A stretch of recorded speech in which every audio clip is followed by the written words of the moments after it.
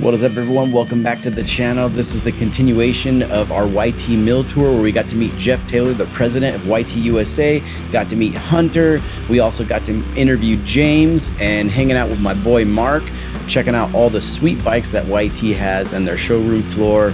It was such an eventful day. We had so much fun just checking out bikes, talking to people, and really learning a little bit about YT, and also picking up my YT DECOY MX version for my wife. It's a pretty sweet bike. I didn't have a chance to ride it in the last episode, so this episode we're going to be having it all set up and go ride it. But first, let's talk to Mark. So I'm here with Mark right now, and Mark, tell me all about it. Tell me what you're riding. Tell me why you got one and what was the biggest difference. Well, first of all, I want to say welcome to the world of YT, the YT family, bro. I'm so excited to have you guys on a YT DECOY Core 2. Currently, I'm riding the DECOY Core 3. It's in this ice green. It's an MX version, so it's got 29 in the front, 27.5 in the back. It's just all out fun. The reason why I jumped on is because if you don't know, I do have a YT Jeff C analog bike at home, all trail, all mountain bike. I love that bike. But when it comes to life and the family and the kids and everything, I definitely needed to add the DECOY to my quiver because it allows me to get out there. As you know, e-bikes, we can go fast up the hill. I have fun going up and I have fun going down, and I can get back to the family in time. So if I only have an hour, that is a big pro, increases family time. Happy wife, happy life. What's the biggest difference between like an analog and an e-bike? All right, so I'd have to say, after being on this now for a little over a month, I would say the biggest difference between an e-bike and an analog bike is you're just packing in more smiles for miles on this thing. The uphill is way faster, the downhill, when you get this thing up to speed, it feels very similar to an analog bike. All right, so as far as who should be looking into getting an e-bike, I think that there's definitely different rider types, and it's pretty broad. One is if you're just getting into the sport and maybe you're injured, maybe you don't have the fitness right up front, getting on an e-bike is gonna be able to get you up the mountain and get the experience of being out there with all your buddies, or just being able to go further and enjoy the sport of mountain biking. And I'd say another rider type that would be great for it is if you are a shredder on the analog bike and you just wanna add more fun to your quiver, I think that an e-bike would be a great addition to it. Adding an e-bike is gonna open up more options for you and also help you with the whole time and packing in those smiles for all those miles. I'd also say maybe a spouse. If you're really not into the sport heavy, but your spouse is into the sport heavy and you wanna go where they are going, an e-bike is also a great option for you to be able to get out there on the mountain and climb wherever they climb. All right, without further ado, here it is, the YT DECOY Core 2 MX.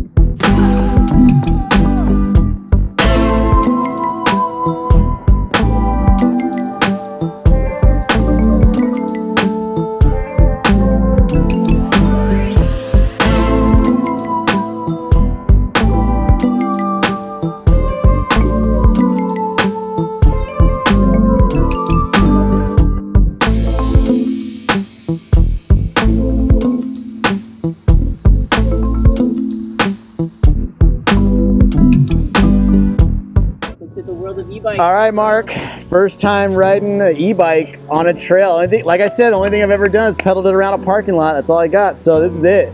I'm so excited for you to try it. Maiden voyage right now, brother. Yeah. Woo! Let's do it. Get it. I'm following you, obviously. At this point, Mark decided to take me to the local YT trails that were around there, down in San Clemente. And, you know, we had to climb up some stuff that was pretty substantial. And I could tell you this, if I was on a regular bike, I would have been dying. I would have been clapped out. And we went right up these hills like it was no problem.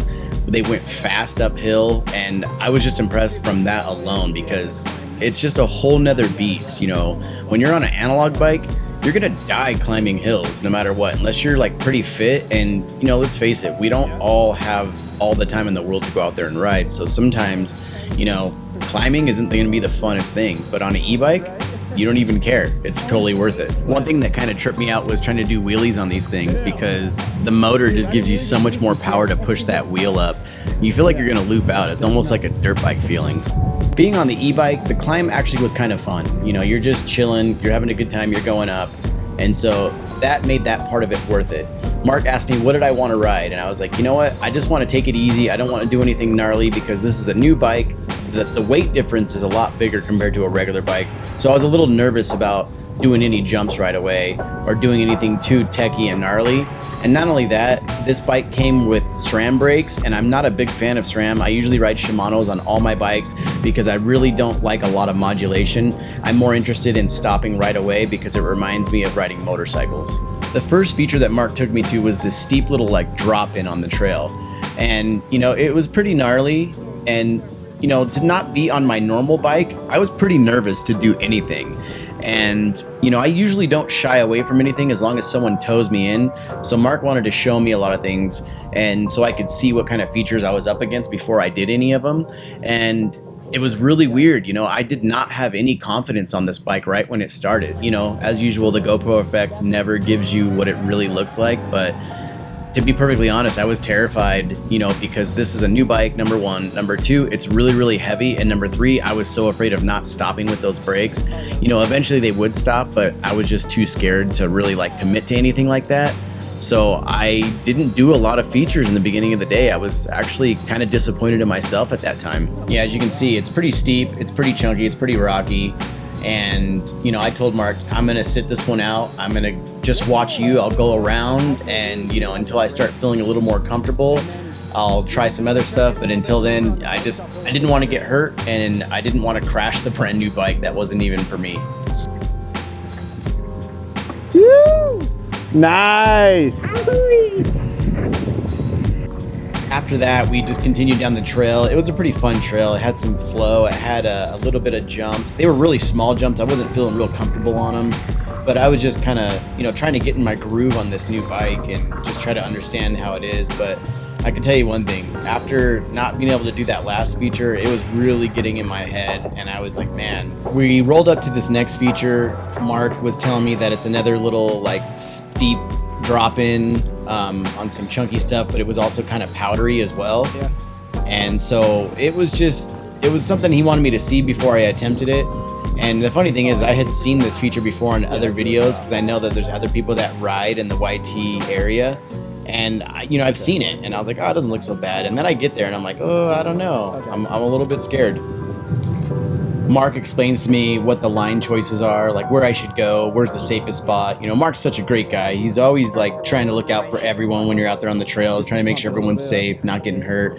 Doesn't ever try to make you do things like most of your friends will try to do and say, hey, just send it. You know, he's real careful about that. He wants to make sure you're going to be all right, be safe. And he's explaining it to me, and you know, I'm kind of like, all right, I really want to try this.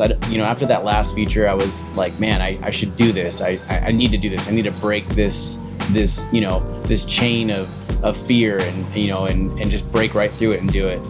But to be honest, I still wasn't feeling it. Like I was really scared. I was right there at the top, getting ready to do it, and just something in my head told me, don't do it. You're gonna get hurt, because the brakes were just scaring me, and the weight was scaring me, and the bike was scaring me. And you know, I just felt like all the riding I've done in the last few years, I forgot how to ride a bike that day. And man, there's nothing more discouraging than that. So once again, I had to just throw in the towel and not do this feature again, and just watch Mark do it like a boss as usual on his e-bike, just tearing it up.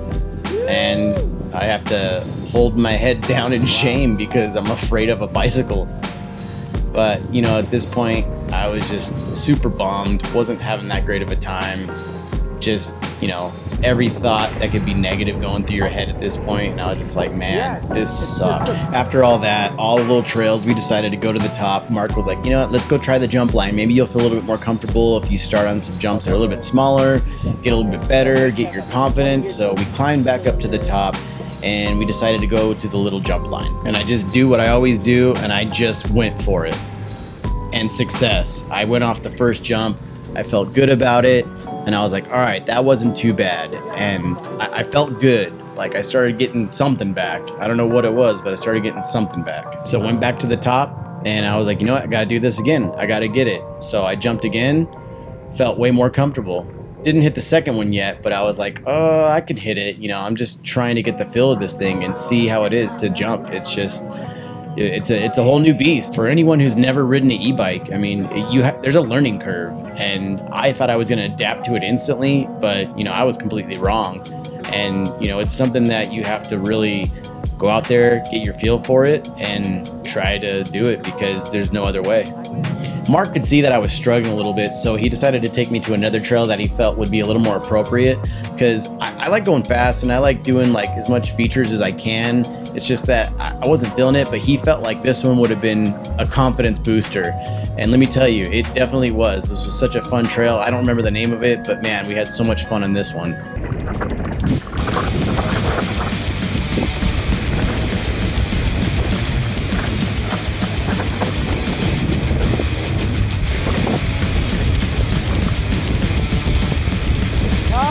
Now I'm feeling good, brother. Feeling good.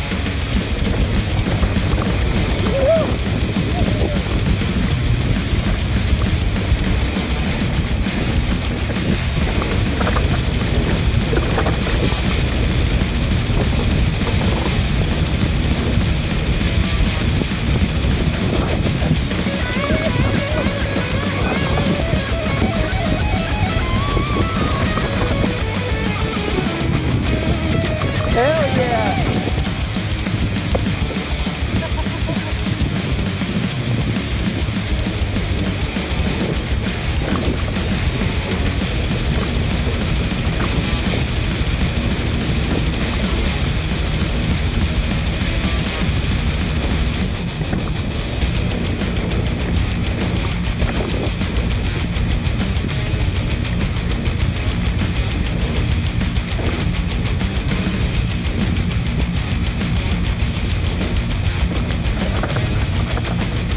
Yeah. Oh yeah. All right, everyone, that is it for the first ride on the YT DECOY MX version. Just want to thank YT for letting us go over there and hang out in the last video and getting all those recordings. It was totally awesome. Got to thank my boy Mark, though, for setting all that up. Thank you, Mark, so much. Check out his YouTube channel, The Segment, link down below. Thanks for watching. Back in my bag and I ain't gotta brag, I do this shit for real. When we was down and we had nothing, we had to share a meal.